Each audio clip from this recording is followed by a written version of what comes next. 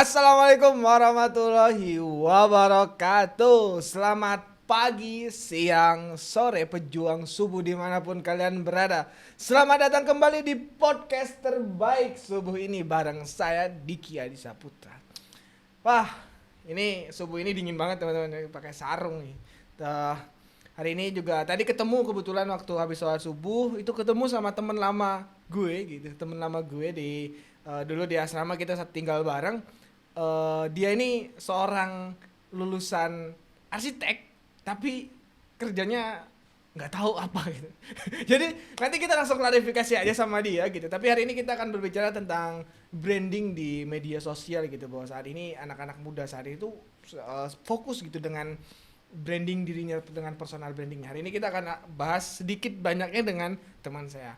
Ini dia, kita undang teman saya pada subuh hari ini, Alif Al-Ghifari.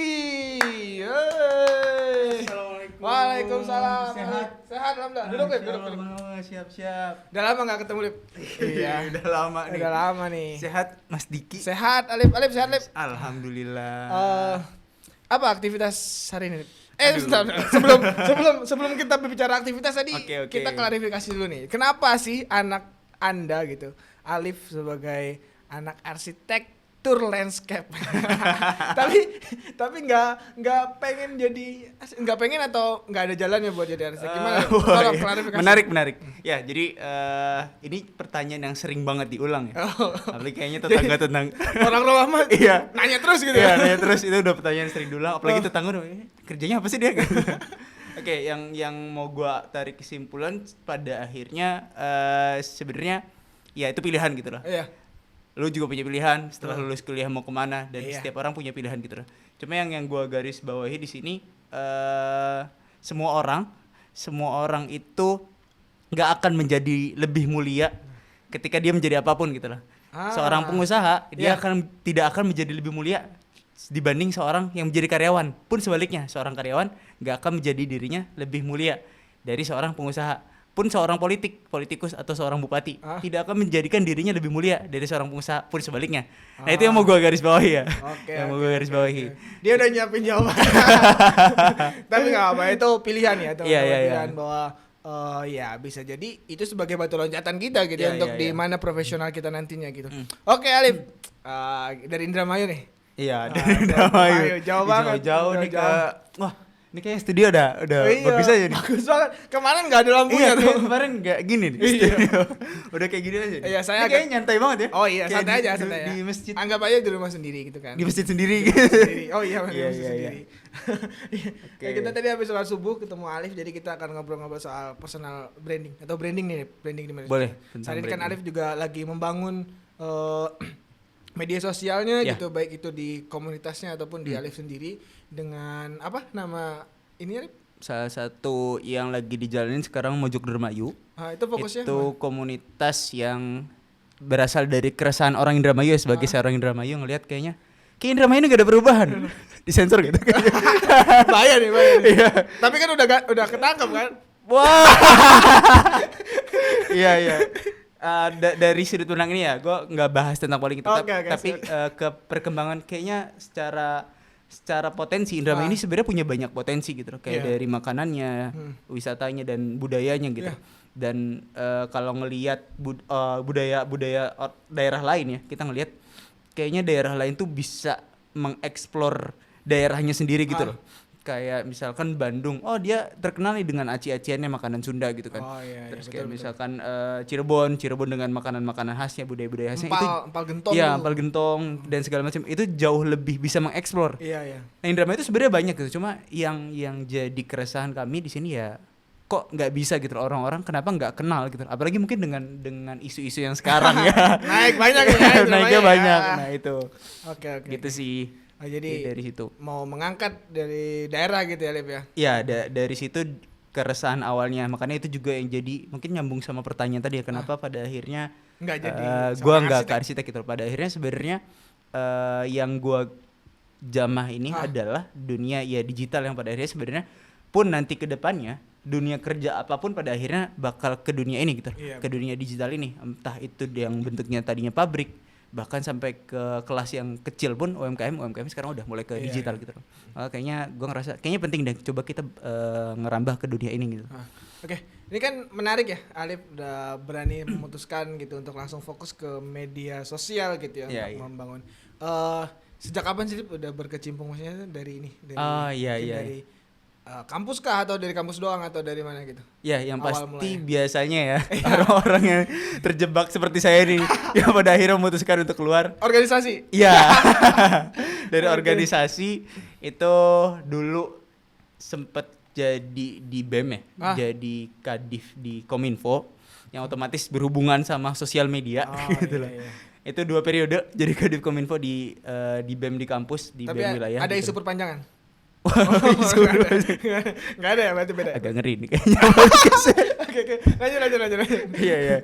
Itu jadi dari situlah karena udah punya basic dulu itu desainer ya. Desainer grafis dan juga karena di RC juga masih banyak tentang desainer grafis gitu. Di situ di organisasi banyak banget nih kita ngelola sosmed, gimana caranya konten-konten yang kita buat ini itu bisa diterima mahasiswa, gimana caranya konten-konten yang ini bisa shareable gitu, bisa bermanfaat.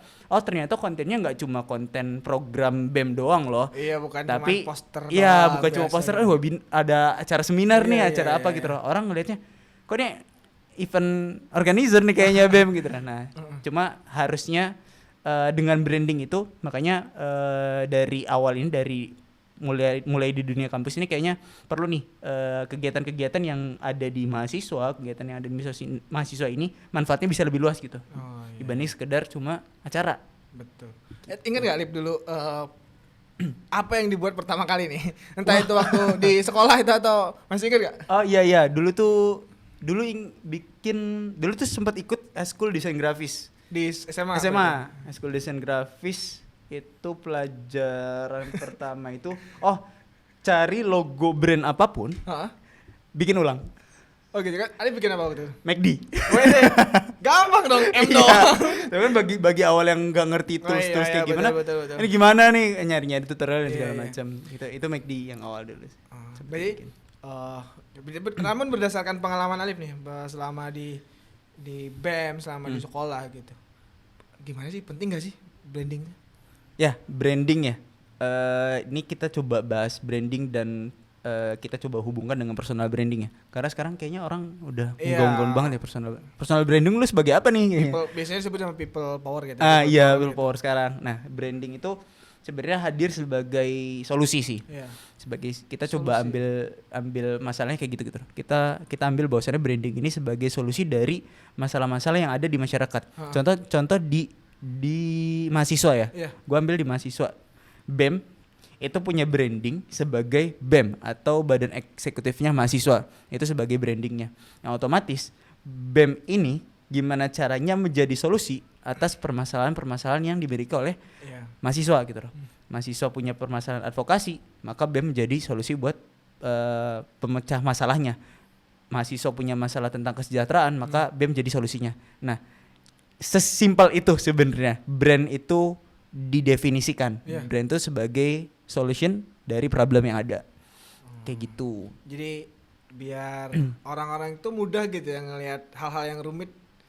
Iya. Gitu nggak?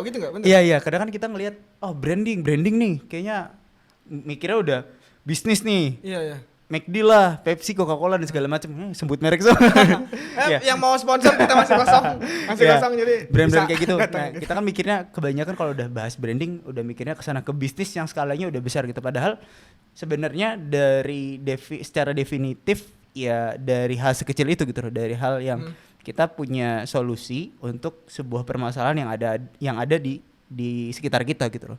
Kayak gitu. Itu fungsi branding. Gitu. Pasti kan nggak mudah gitu ya, nggak mudah ngejalanin dunia branding media sosial yang algoritmanya tuh kadang mungkin nggak bisa ditebak. Kalau gue pribadi nilai kayaknya nggak bisa ditebak gitu ya. Kadang bikin yang ece-ece tapi bisa viral gitu. Tapi ada yang bikin serius banget tapi nggak like-nya sedikit, views-nya sedikit. Apa sih suka dukanya gitu dalam dunia persosmedan dan dunia branding sendiri? Nah ini menarik ya. Jadi di dunia sosmed khususnya di Indonesia khususnya di Indonesia. Konten yang menjual sekarang tuh bagi netizen Indonesia itu masih konten yang kelasnya C, D. Apa tuh kelas CD? Ini Kan ya ada, ibarat, berarti ya ada ada A, B, C, D, ada kan? A, B, C, D gitu. Iya. Istilahnya berarti konten-konten yang ya kita sebut aja ya, konten-konten sekarang yang rame di TikTok, konten-konten joget-joget. Terus yang kagak jelas ngeprank orang gitu, ngeprank orang di misalkan nyuruh orang tuanya terus di dalam sumur live kayak gitu. Konten-konten yang emang sebenarnya secara isi gitu. iya nggak ada isinya gitu, tapi itu menjual gitu loh. Itu menjual, dan bahkan di sekolah perfilman pun gue pernah dapat insight dari salah satu mentor gue. Dia pernah bikin filmnya itu konten kelas A, bagus filmnya gitu. Filmnya itu bagus banget. Terus sama dosen perfilmannya nih ditanya, film lu bagus gitu loh, tapi lu yakin nggak film ini ngejual di masyarakat gitu? Oh, berarti kalau gitu emang masyarakat Indonesia ya juga dong yang masyarakat Indonesia sekarang memang pada akhirnya yaitu konten yang menjual sekarang itu konten kelas C dan D, nggak bisa dipungkiri gitu loh. Memang yang menjual itu sekarang. Cuma mungkin yang jadi tantangan adalah gimana caranya kita nih yang mungkin ingin menyampaikan value ya. Sekarang kan banyak konten creator yang coba bikin banyak value-nya nih. Nah itu gimana caranya value-value yang kelasnya A sama B ini itu bisa tersampaikan dengan baik dengan cara-cara yang CD gitu. Oh, jadi menyederhanakan yang ya, sulit lah ya. Jadi kan kadang orang sekarang ya jangankan ke konten deh, ke buku sekarang kan udah orang mau kan lebih kayaknya lebih banyak orang ngutip quotes di Instagram ya. Kayaknya nyari di Google. Iya. Jadi kalau reels lewat yang ada lagu-lagu sedihnya gitu, itu pasti di repost tuh, repostnya banyak gitu kan. Betul. Bikin aja kayak gitu. Nah itu sebenarnya salah satu cara gitu loh. Value-nya oke gitu loh. Value-nya punya kutipan dari sebuah buku, tapi coba disederhanakan gimana caranya itu nyampe ke orang-orang gitu. Ini tuh ke masyarakat tuh nyampe gitu. Oh gitu. Itu yang jadi tantangan sih, karena pada akhirnya di dunia sosmed ini menjadikan orang-orang yang berkecimpung di dalamnya ya terus grow, harus berubah karena zamannya pasti berubah gitu loh. Ya kita ngelihat konten-konten yang mungkin dulu ramai, viral gitu kan. Sekarang kan bisa jadi udah enggak viral gitu. Iya, jadi kayak bentar doang gitu naiknya kayak. Iya, itu. Kayak misalnya kayak beberapa banyak konten juga sih, konten-konten yang yang rasanya viral beberapa hari doang, kayaknya tuh berasa lama banget. Oh iya udah lupa, kayak emang masyarakat Indonesia pelupa kayaknya. Iya. Bisa jadi kan. Jangan kan sama konten yang viral gitu, sama isu-isu aja biasanya pelupa. Masih ingat? Iya kan? Iya benar. Gitu. Itulah orang Indo gitu. Terus gini, sebagai manusia kita lihat sisi manusiawi ya, Pak. Gimana rasanya kalau misalnya yang nonton sedikit? Ya. Kan udah susah-susah nih. Bener. Yang nonton sedikit, yang like sedikit. Bener. Apakah itu tolak ukur keberhasilannya? Menarik nih. Salah satu sindrom orang yang ngonten pertama kali. Iya kan, bener kan? Sindrom nih. Ngeliatin like terus. Bener. Gue ngerasain awal-awal banget. Mungkin sekarang agak berkurang ya. Iya. Cuma awal-awal banget tuh kayak abis ngepost itu kayak lihat lagi berapa sih viewersnya gitu. Yang like berapa itu kayak seneng banget. Tapi itu sindrom sih. Ya maksudnya emang manusiawi ketika manusia ingin mencapai, apalagi kita punya tolak ukur keberhasilan atau ya KPI ke kita pribadi adalah ya engagement sebagai seberapa banyak, seberapa luas konten kita nyampe gitu loh.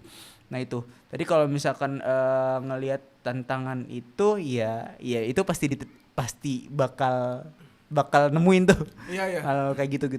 Terus, gitu sih. Kira-kira apa buat kuncinya ya biar ya branding itu sukses lah bahasanya. Ya, ini jadi salah satu yang coba gue ambil dari Bapak Bi ya. Bapak Bi ini Pak Subiakto. Assalamualaikum Pak. Waalaikumsalam. Bapak salam dari Alip. Ya Bapak branding Bapak Indonesia. Bapak datang nanti ke gitu sini lah. Pak. Kita ngobrol lagi. Iya, kayaknya jadi target ya. Oh iya jelas. Bapak Bi. Masuk waiting list. Tentang branding ini ya ini merupakan hal yang gak 1 hari 2 hari sebuah pekerjaan yang bisa kelar gitu loh. Kayak mungkin di beberapa pekerjaan it's okay. Contoh dari segi desainnya. Dari segi desain bisa jadi nih desain sebuah produk itu keluar cuma dalam 2 hari gitu loh. Tapi bisa nggak sih desain ini diterima dan masyarakat tahu gitu loh. Bahwasannya ini desain lo gitu loh. Ketika orang nyebutin warna misalkan contoh apa sih yang orang pikirin ketika kita nyebut warna hijau gitu kan. orang kan udah pasti punya top of mind-nya gitu loh. Iya, betul, Top of betul. mind-nya misalkan bendera-bendera partai Islam atau produk-produk misalkan produk-produk pencuci piring. Iya, itu aneh juga. Top of mind-nya kayak gitu loh. Sama di branding pun kayak gitu. Jadi gimana caranya kita tuh jadi top of mind-nya orang-orang gitu loh. Nah, itu yang nggak mudah gitu loh. Nah, untuk tips-tipsnya biar mudah apa enggak ya, di dunia ini high risk sih, penuh dengan resiko. Dan memang kalau kita bahas dari dunia bisnis yang high risk high return itu harus disimbangin gitu loh. Kadang kan orang high risk high return resikonya oke, kita invest banyak gitu loh, high risk banget kan. Dan memang pada akhirnya akan high return, tapi nggak diimbangin sama ikhtiarnya gitu loh, sama ilmunya. Gue nggak ngerti ini tentang bisnisnya gitu. Ya udah yang penting gue invest banyak, nanti bakal balik sendiri gitu. Nah itu yang kadang di branding ini gitu jadi kayak kita branding, sekarang kan di dunia branding udah banyak nih dunia iklan. Oke, gue ngiklan 5 juta buat Instagram ads gitu loh. Tanpa tahu sebenarnya, contoh gue sempet lihat nih kemarin, entah itu kepencet atau kayak gimana ya, dia Insta ads tapi nomor WA sendiri pribadi. Jadi ada orang akun dia advertising iklan. Kan iklan biasanya produk ya, produk atau suatu tempat. Nomor WA sendiri gitu loh.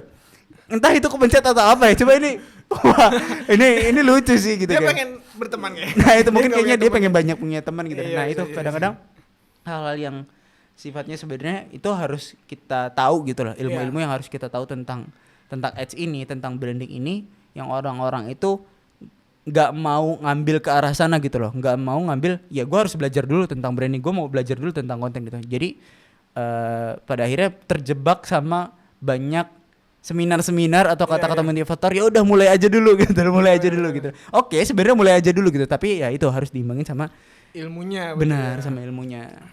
Luar biasa. Jadi emang nggak segampang upload doang ya. Jadi di media sosial itu nggak. Jadi ada risetnya, ada nyoba bikin 1 bulan tuh kita konsisten nih. 1 bulan ngepost dalam berapa hari. Ternyata reach-nya segini. Terus kita bisa riset nih dari situ engagement-nya berapa orang yang kena dari engagement itu, kita bisa riset sebenarnya ternyata yang bermasalah tuh konten kita atau apanya sih gitu loh. Atau ternyata hook ini bridging di awalnya gitu kurang menarik. Orang-orang jadi males nonton. Iya, kan kalau di scroll kita biasanya kejebak sama langsung nonton gitu loh, entah apa gitu. Nah itu. Biasanya orangnya sih cantik. Iya. Emang manusia visual banget ya. Visual banget. Iya benar-benar. Ini belum ada brandnya ngomongnya. Belum nih, makanya belum kita lagi nunggu masuk teman-teman semua yang pengen brand kita, bantu kita gitu. Tapi ya kita murah aja gitu. Yang penting teman-teman kita bisa saling bantu lah, gitu. Teman-teman brandnya masuk sini jadi branding juga. Belajar branding, segala brand kalian. Nah, salah satu branding juga kayaknya. Iya benar. Jadi salah satu branding juga bisa masuk di podcast kita. Betul. Oke. Nah, kita balik ke saat mahasiswa. Terus kan dengan kira-kira nih kan mahasiswa banyak tugas tuh. Lu kan udah mulai belajar branding dari mahasiswa kan pastinya. Dengan lu di organisasi dan lain sebagainya. Itu kan banyak tugas, apalagi arsitek. Bener. Gitu kayaknya tugasnya nggak gampang gitu. Iya. Itu kok bisa gitu mulai kontennya tuh gimana awalnya? Ya, to be honest sebenarnya gue dulu belum mulai gitu waktu zaman mahasiswa, dan itu jadi salah satu bisa dibilang penyesalan gue sih, kenapa gue nggak mulai dari dulu zaman mahasiswa gitu loh. Iya. Karena itu sebenarnya setelah gue ulik evaluasi selama gue mahasiswa, itu bisa banget gitu loh, itu dilakuin gitu loh. Dengan cara apa? Dengan cara kita coba mulai dari hal-hal yang terdekat. Itu pertama. Yang kedua, kita mulai dari hal-hal yang mudah. Oke, orang banyak yang mikir bikin konten yang seabrek nih, podcast ada mic, ada lighting segala macam, ada kamera. Itu emang susah gitu. Tapi kan sekarang zaman udah mudah gitu. Jadi mulai dari yang terdekat, misalkan yang terdekat dari diri lo apa sih yang lo suka? Gue suka ngegambar nih. Ya udah konten aja tentang gambar. Gue suka tentang bola nih. Ya udah kenapa enggak gitu bahas tentang bola. Terus mulai dari yang mudah. Kalau emang belum ada kamera pakai aja HP gitu. Itu kan dari hal-hal yang mudah gitu. Sama yang terakhir ya mulai dari sekarang gitu. Kadang orang mikirnya nanti deh kayaknya gue bikin kayak gitu nanti deh. Nah, selain mulai pasti konsisten juga berarti. Nah ya itu sih mungkin konsistensi di mahasiswa ini yang bakal jadi tantangan karena ya ada tugas juga, ada segala macam. Tapi itu sih hal yang bisa coba dimulai dari teman-teman mahasiswa sekarang, ya coba mulai dari hal-hal yang dekat gitu loh dari dirinya. Dan gak mungkin langsung viral ya kan? Iya. Gak mungkin langsung view-nya banyak. Anda mau viral, lakukan aja hal-hal yang aneh-aneh gitu loh. Udah viral. Iya, gitu benar-benar. Berarti konsisten juga mulai dari sekarang itu jadi kunci gitu ya. Kalau misalnya teman-teman mau bergerak di industri media sosial gitu. Nah, sebagai ini kayaknya saat ini kan udah memutuskan buat membangun personal branding sendiri. Kira-kira dalam perannya tuh kayak gimana dalam pasca kampus? Iya, dalam pasca kampus ya. Tadi yang coba gue singgung, jadi di pasca kampus ini sekarang dunianya ada yang namanya disebut dengan digital marketing. Iya. Nah, digital marketing, dan itu pasti berhubungan banget sama namanya branding ini tadi. Digital marketing hampir di setiap perusahaan. Gue bilang kayaknya di setiap perusahaan deh, kecuali mungkin perusahaan-perusahaan yang baru mulai nggak perlu ya kali ya digital marketing, masih menggunakan marketing konvensional gitu. Dan memang di dunia sekarang pada akhirnya semua perusahaan dalam pun yang di bidang ini ya, bidang di PNS, di kantor-kantor pemerintahan pun pasti pakai digital marketing gitu loh. Gimana sih caranya jual program pemerintah yang misalkan udah shuttle nih, program pemerintah udah ada, itu gimana caranya ngejual, kan pasti pakai digital marketing dong. Dan nggak bisa terlepas dari ya, masa pemerintah kayak gitu-gitu mulu. Ya nggak mungkin dong, ya cuma programnya kayak gitu aja tapi nggak mau dijual gitu ke masyarakat. Nah itu yang coba diambil benang merahnya. Di dunia kerja pun seperti itu gitu. Pada akhirnya semua ini pada bermuara ke digital marketing tadi. Makanya personal branding atau branding ini secara keseluruhan di dunia pasca kampus itu luas banget gitu loh. Dan bahkan, nah ini yang banyak orang mungkin mindsetnya, gue bingung nyari kerja gitu loh. Padahal sebenarnya di dunia kerja itu luas banget gitu loh. Iya benar, setuju, sepakat. Itu luas banget seriusan. Kayak dimulai dari ya sekarang aja ngonten kayak gini aja udah digaji gitu kan. Ngonten orang jadi sosial media spesialis aja udah digaji. Bahkan turunan dari digital marketing aja sekarang pekerjaan tuh nggak cuma sebagai digital marketer, tapi di bawahnya ada desainer grafisnya, ada ngurusin call-nya, ada ngurusin gimana advertising-nya dan segala macam. Itu luas banget gitu loh. Nah, sekarang tantangannya kita mau belajar nggak ke sana gitu loh.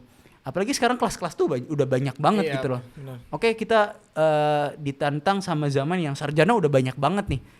Kita udah di dunia yang kompetitif, di dunia kerja ya udah banyak. Betul. Kayak gua banyak pesaingnya. Masuk daftar BUMN, daftar PNS, yang daftar banyak banget kan gitu loh. Tapi kita kadang kepaku sama dunia itu aja gitu loh. Yang sebenarnya dunia ini luas, bahkan bisa jadi yang menciptakan kerjaan untuk kita itu sendiri deh, kita sendiri gitu. Iya, contohnya di media sosial. Di media sosial. Gitu. Nah kayak gitu. Itu sih yang coba bisa diulik dari dunia kerja dan dunia branding. Oke, kalau misalnya nih gue mau coba cemplung di media sosial, di branding nih. Kalau misalnya gue pemula, gue yang nggak tahu kayak gimana, kira-kira langkah yang gue harus lakuin gimana nih? Oke. Dimulai dari mana nih? Gue harus mulai dari mana nih? Pertama itu ya, kalau kan, tadi gue kan tadi kan lo bilang lewat konsisten dan mulai dari sekarang, tapi kan gue belum tahu ilmunya nih. Nah, gimana tuh? Nah, jadi di dunia persosmedan ini tadi ya kita coba mulai dari hal yang terdekat dulu sebenarnya. Kenapa dari hal yang terdekat dan hal yang disukai? Karena pada akhirnya manusia ini bosenan gitu. Iya sih, benar. Jadi kalau kita nggak suka sama suatu hal, misalkan gue nggak suka nih sama otomotif, gue mau kontennya bahas tentang otomotif, entah berapa bulan lagi gue nggak akan konten lagi gitu. Iya sih. Capek gitu. Soalnya kan. Capek soalnya karena gue nggak suka gitu lah. Nah itu mulai dari situ. Nah dari situ ada namanya riset niche. Riset niche. NICHE. Itu di dunia sosmed tuh ada. Riset niche ini kita bisa cari dari algoritma Instagram, TikTok, atau konten-konten yang memang lagi viral sekarang. Atau kita coba bisa juga toolsnya itu Google Trends. Itu bisa dicoba Google Trends. Apa tadi riset niche itu lihatnya di mana? Di Google Trends. Niche tuh ibarat ini tuh sesuatu pembeda apa sih dari konten lo. Oh. Gitu. Niche tuh kayak gitu. Jadi kayak misalkan, ternyata mau ngambil tentang, lu suka misalkan tentang otomotif nih, otomotif. Yang konten otomotif tuh udah banyak loh gitu. Iya, betul. Nah, otomotif tuh masih topik. Oh, berarti harus spesifik lagi. Iya, harus spesifik dari otomotif. Contoh konten kreator sekarang ya, misalnya kita ngelihat dari dunia makanan gitu loh, kuliner. Oke, topiknya kuliner, niche-nya mukbang, top of mind-nya Tan Boy Kun. Iya, itu niche-nya gitu loh. Kalau misalkan topiknya kuliner lagi, terus niche-nya misalkan jalan-jalan ke beberapa daerah yang UMKM, misalkan top of mind-nya misalkan Next Carlos gitu. Nah itu kita harus nemuin itunya gitu loh. Niche-nya yang coba kita riset sebenarnya ini ngejual nggak sih si niche nih? Pertama itu ngejual nggak sih? Kedua ini ini udah banyak belum yang main di dunia ini gini? Kayak misalkan contoh kuliner kan udah banyak banget bos gitu loh, yang main dunia kuliner gitu. Tapi kita coba ngambil di sini cari irisan-irisan pembeda. Oh gue konten kreator kuliner loh, tapi gue tentang ini gitu loh. Terus kelihatan kejualnya kan tadi misalnya menjual atau enggak gimana? Nah itu yang bisa kita riset pasar tuh ketika kita udah mulai konten gitu loh. Misalkan contoh gue sekarang konten gue tentang kuliner, bisa lihat di Instagram gue. Itu tentang kuliner gitu loh. Gue coba ambil kuliner kan udah banyak banget ya. Iya. Gue coba ambil kuliner ini belum banyak yang bahas cerita di baliknya gitu loh. Niche-nya adalah entah sejarahnya, kayak misalnya kenapa sih makanan ini dan makan makanan ini gitu. Kenapa sih misalkan si makanan ini harus dibungkus gitu loh. Iya. Terus kenapa misalkan nasi Padang kalau dibungkus nasinya lebih banyak gitu kan. Nah, cerita di baliknya ini gua ngerasa kayaknya belum banyak yang main di sini karena kan banyak orang review makanan rasa dan segala macam, tapi cerita di baliknya ini belum ada. Nah, itu jadi niche. Nah, ini pun masih gua riset gitu loh. Riset itu dengan gua coba, misalkan 1 bulan ini gua cek 1 bulan ini dengan gue konsisten 1 bulan konten, entah misalkan seminggu 3 kali atau setiap hari gitu loh, di TikTok, di Instagram sama di YouTube. Ini ngejual nggak gitu loh. Ini ngejual nggak tuh bisa dilihat dari insight. Jadi di Instagram tuh ada insight, di TikTok juga ada insight. Oh ternyata itu bisa kelihatan nih. Ternyata yang rame kalau kita bahas tentang daerahnya gitu loh. Maksudnya itu makanan-makanan daerah. Iya, daerah makanan gitu. daerah dibanding misalkan secara umum. Karena daerah ini orang jadi punya rasa memiliki rasa memiliki kayak gue orang ini nih, orang Indramayu nih gitu. Nah itu jadi gue bisa ngambil kesimpulan dari database itu, dari database yang udah ada di Instagram atau di TikTok atau di YouTube. Itu gue bisa lihat nanti di bulan selanjutnya gue bisa nih variasiin konten dengan konten-konten yang rame ini gitu loh. Kayak gitu. Itu dari niche terus bisa ngeriset. Gitu. Berarti dari riset terus dari apa lagi tadi yang kedua? Yang pertama niche dulu. Nah niche-nya itu baru di riset seberapa jangkauannya gitu loh. Kayak gitu. Terus habis itu kita bisa sebenarnya strategi masing-masing content creator ya. Cuma kebanyakan setelah udah dapat nih niche-nya dan kita udah punya pasar, ibaratnya audiens tuh netizen udah tahu nih kita content creator itu bisa kita optimalisasi dalam arti ya kita konsisten aja gitu loh konten dalam beberapa bulan. Setelah optimize kita bisa coba variasiin konten-kontennya. Contoh, misalnya gue tentang makanan. Gue tentang makanan doang nih tadi. Makanan doang. Tapi gue juga suka fotografi gitu loh. Bisa nih, gue bikin konten makanan tapi di sinematografiin. Iya. Kayak misalkan kebayang. gue beli nasi goreng di abang-abang. Yang bentukannya kayak gitu. Tapi gue ubah kontennya gitu loh. Gue remake nasi goreng ini jadi kelihatannya kayak nasi goreng di hotel-hotel gitu. Nah itu bisa kayak gitu. Nah yang poin yang bisa diambil adalah setelah optimize itu bisa coba divariasiin kontennya gitu loh. Bisa divariasiin dengan apa? Itu tadi jenis kontennya diubah, jenis kontennya lebih variatif lagi, sama kita coba ke kolaborasi. Karena asli kolaborasi itu istilahnya pansos lah. Kita pansos sama orang-orang yang memang punya, kalau bahasa kita ya jangkauan yang lebih luas. Bukan dalam arti kita ngincer jangkauan orang. Ya emang kita ngincer betul. Followers dia gitu loh. Tapi jangkauan dia yang kita butuhkan gitu loh. Itu. Kira-kira berapa lama Trip untuk apa ya? Maksudnya itu sebagai awalan tuh mungkin berapa konten atau berapa bulan gitu. Kira-kira kita bisa ngeliat ini bagus nih, ini enggak nih. Nah, itu yang menarik gitu. Karena tiap ini kayaknya beda-beda ya. Konten kreator ya yang sekarang kayak orang-orang yang udah terkenal, kontennya udah punya value, udah stable, udah brandingnya kayak Raditya Dika dan sebagainya. Itu punya waktu atau timelinenya masing-masing gitu loh, bakal beda. Cuma yang coba kita bisa ambil dari mereka ini adalah caranya gitu loh.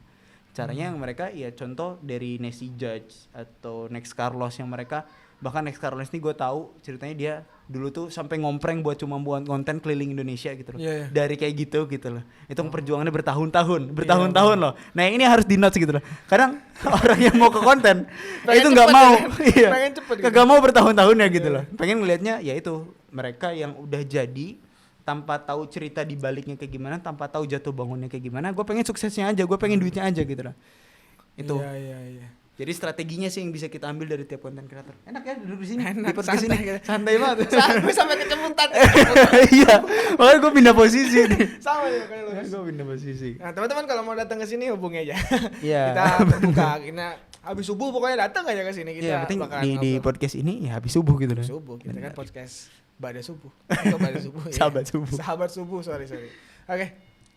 Nah, pasti nggak mudah kan Lip untuk memilih gitu ya, untuk memilih menentukan bahwa ya udah deh gue mau fokus di Iya. media sosial, di konten kreator. Terutama tadi ya omongan tetangga gitu. Iya, itu kan nggak bisa kita hindari, omongan tetangga ataupun keluarga yang selalu kita temuin yang nanya kerjanya apa gitu. Media sosial kan, media sosial. Iya. Ataupun kenapa nggak jadi PNS aja, kenapa nggak jadi BUMN aja? Itu kan menjadi quarter life crisis. Wah, ini nih anak kita muda kan sekarang. sebagai anak-anak, apalagi kita yang baru selesai kuliah gitu. Gimana kira-kira cara lu untuk bukan mengatasi sih, rencana lu untuk menghadapi itu semua gitu ke depannya? Kalau dari gue yang penting kita tuh punya batasan tujuan gitu loh. Kadang kita punya tujuan nih. Kita punya tujuan, gue pengen jadi pengusaha nih, gue pengen jadi entrepreneur. Cuma gue nggak punya timeline itu maunya kapan gitu loh.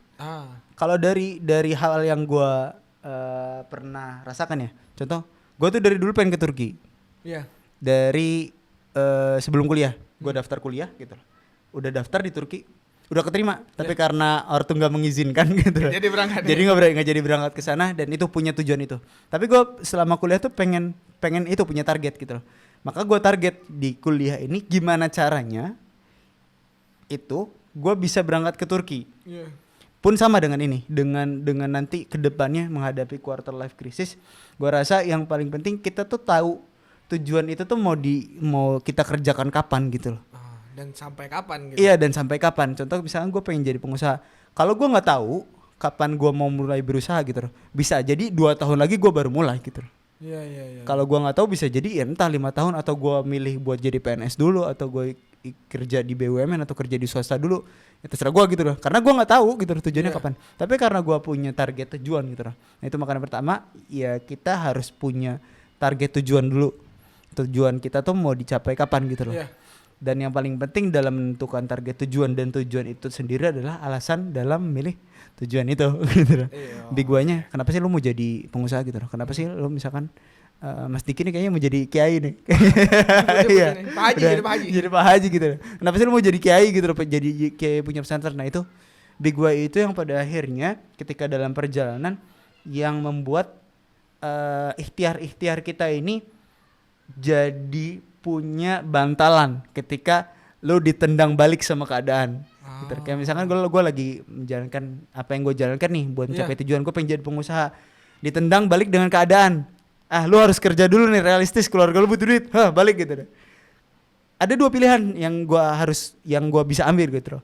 Berhenti buat pengen jadi pengusaha untuk ikut kerja, atau lanjut pengen ngejar jadi usaha. Nah itu yang penting lagi menghadapi quarter life crisis gitu loh. Karena ya itu pada akhirnya kita bakal ketemu oleh paradox of choice gitu loh. Banyaknya pilihan yang membingungkan. Betul. Cuma alasan-alasan big why tadi yang menjadikan alasan itu menjadi alasan yang kuat gitu loh. Tujuan itu menjadi tujuan yang kuat gitu. Iya. Berarti orang tua udah oke lah ya, maksudnya untuk. Iya, alhamdulillah, bismillah Iya kan? gitu loh. Dia tanpa izin orang tua kayaknya agak susah juga gitu, terutama Bener. gitu enggak. Iya sih. Nggak segampang itu teman-teman buat kita mulai jadi pengusaha, apalagi di konten kreator yang nggak jelas gitu, maksudnya. Iya bener. Kapan sih mau suksesnya dan targetnya sebagainya. gitu kan. Iya. Tapi menarik ya. Sampai menentukan titik berani nih, yaudah berani kan? Maksudnya tuh gimana caranya biar berani gitu? Jujur ya, karena orang tua sih. Dulu gue nggak berani karena orang tua belum pernah bilang oke gitu loh. Jadi gue dapat nasihat dari saudara gue ya, dari om gue, insya Allah barakallahu fik. Jadi beliau bilang tuh kadang tuh sebenarnya dalam mencapai tujuan kita tuh nggak memperhatikan orang sekitar gitu loh, tapi kita hanya memperhatikan ego kita sendiri gitu loh. Itu yang ngena banget di gue gitu loh. Jangan-jangan gue pengen jadi bisnis, pengen jadi pengusaha, ya gue ego gue sendiri gitu loh, gitu. Dan yang satu poin yang gue ambil dari beliau ini, beliau bilang yang paling penting adalah gimana caranya lu dapat restu dari orang tua lu gitu. Itu pun mau jadi pekerja itu nggak masalah gitu loh. Asalkan niat lu bekerja, niat lu entah jadi PNS, entah jadi bahkan dagang pop es sekalipun, kalau diniatkan buat orang tua, insya Allah niatnya ibadah gitu. Iya, betul. Nah itu yang gue ambil gitu. Awalnya ya gue belum dapet restu gitu dari orang tua, karena orang tua pengennya ya udah lo kerja aja gitu loh, karena memang kerja udah dunia yang pasti gitu. Gue udah dapet jaminan gaji dan sebagainya gitu loh. Tapi dari situ gue coba, kayaknya kalau gue nyentuh langsung orang tua susah, agak susah ya gitu. Apalagi belum punya Iya, apa-apa belum, gitu. apa yang mau lo buktiin, benar gitu. apa yang lo mau buktiin Iya, gitu loh. iya. Ya udah gue sempat di titik dilema dan gue memutuskan ya udah gue mau kerja. Waktu itu punya target bahkan dimulai Maret, di bulan Maret kemarin ya. Di bulan Maret kemarin tuh kayaknya gue kerja aja deh gitu. Iya. Kerja. Cuma di situ gue lupa poin pentingnya ya, mungkin di Sahabat Subuh ini sering digaung-gaungkan ya. Itu tentang poin si pemilik hati. Iya. Kadang kita pengen ngerebut hati orang tua untuk mendapatkan restu, tapi kita lupa sama pemilik hati gitu loh. Iya, sama Allah. Kita lupa. Ya, betul. Gue nggak pernah, jujur dulu gue nggak pernah ngedoain orang tua gue buat ngerestuin gue. Nggak pernah. Iya. Sampai di suatu titik kayaknya gue nggak pernah ngedeket dan gue nggak pernah minta sama Allah gitu. Gue nggak pernah minta sama Allah, ya Allah tolong buatkan ortu gue restu sama gue buat menjalankan apa yang gue jalankan. Karena apa yang gue jalankan pada akhirnya akan bahagiakan orang tua gue gitu. Iya. Itu yang jadi doa gue. Yang Langsung dikabulin. nggak besoknya juga gitu. Enggak. Selang berapa bulan gitu kan. Itu ngobrol. Entah ini gue juga nggak nyinggung-nyinggung tentang bisnis karena dulu punya plan ya udah gue kerja gitu loh. Tapi pada akhirnya itu orang tua bilang, lo kalau mau usaha mending usaha sekaligus gitu loh. Lu belajar sekalian, cari tempat belajar buat bisnis, lu cari mentornya, lu belajar gitu loh sekalian gitu loh. Jangan setengah-setengah. Karena gue ngelihat orang tua gue ngelihat gue tuh kayaknya setengah-setengah gitu dalam bisnis nih. Apa nih? Lampu hijau nih. Apa nih? Nah, itu setidaknya dari situ menurut gue itu sih hal itu tadi yang menurut gue jadi batu loncatan yang gue kayaknya gas gitu loh. Dan memang harus diimbangin sama ikhtiarnya gitu loh. Iya, betul. Kadang kita ya dapat restu, cuma kitanya kagak tahu harus ngapain gitu. Punya tanggung jawab buat membuktikan juga ya kan. Nah itu yang harus gue buktiin. Kepercayaan gitu. orang tua itu nggak boleh disia-siakan, betul. Bener. Apalagi ya nggak gampang jadi pengusaha kan mah, nggak apa ya. Tadi ya nggak tetap gitu naik turun, bisa Iya, jadi dan naik bisa turunnya. jadi turun dan Bener. sebagainya kan gitu.